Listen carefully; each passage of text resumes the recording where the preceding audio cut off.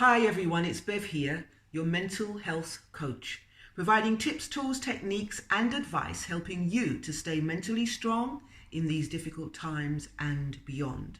The topic for this video is empathy overload, and what I want to do is to talk to you about some of the symptoms that you might experience and give you as many tips as I can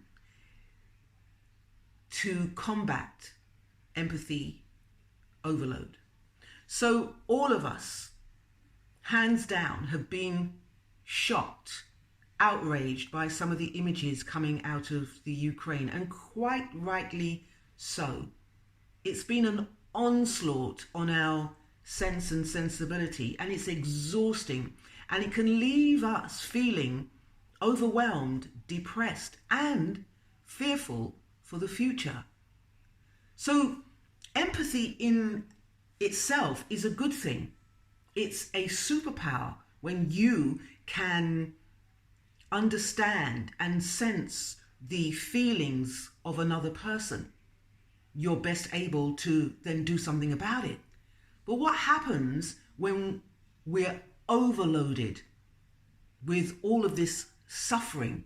What happens when the pain and suffering of people over there impacts us over here and we can not do anything about it? So some of the things that you might be experiencing is a lack of sleep.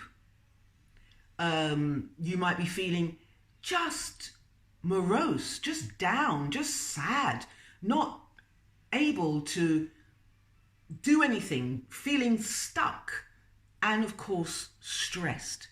And the difficulty about it is that you can't say, well, it's because something's going on in my life. You know, you might be in a good relationship, good family, and a good job, and yet you feel down because we take on board vicariously the hurt and suffering from these people in the Ukraine. So it's really important to identify it so that you can do something about it.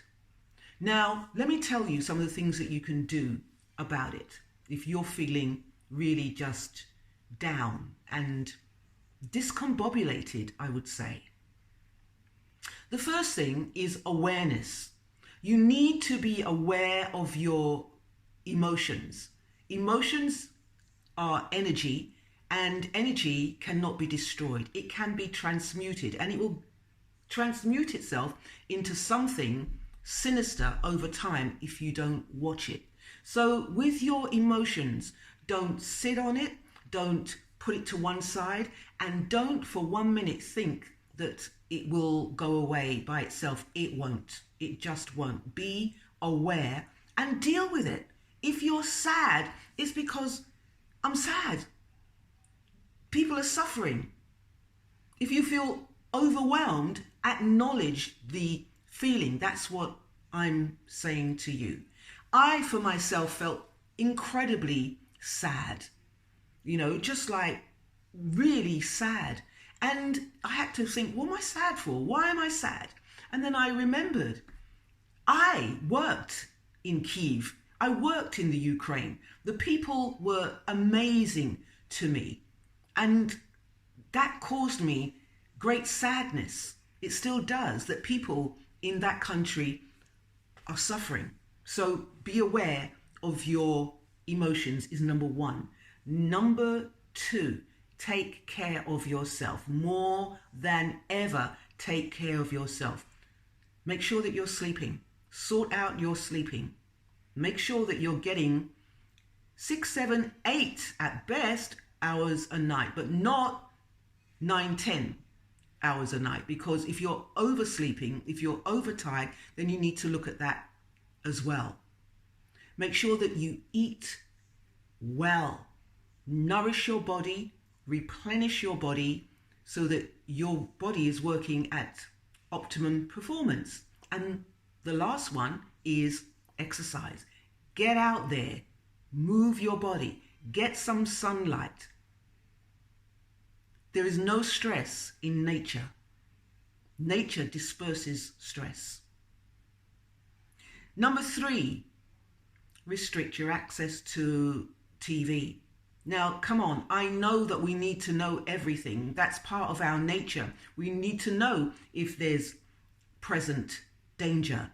However, you don't need to know every nitty gritty. Turn the TV off, get off the web, save yourself, replenish yourself, reset yourself before you go back and see what's going on. Number 4, what can you do? Because one of the things about this particular situation is that sometimes we feel helpless and hopeless. And as an empath, empaths want to do something. They want to help. And so what can you do within your spheres of control, of impact? Well, can you send money? You can do that. Can you sort out to send some clothes or some supplies that they need? Or if you can do none of that, send them your prayers.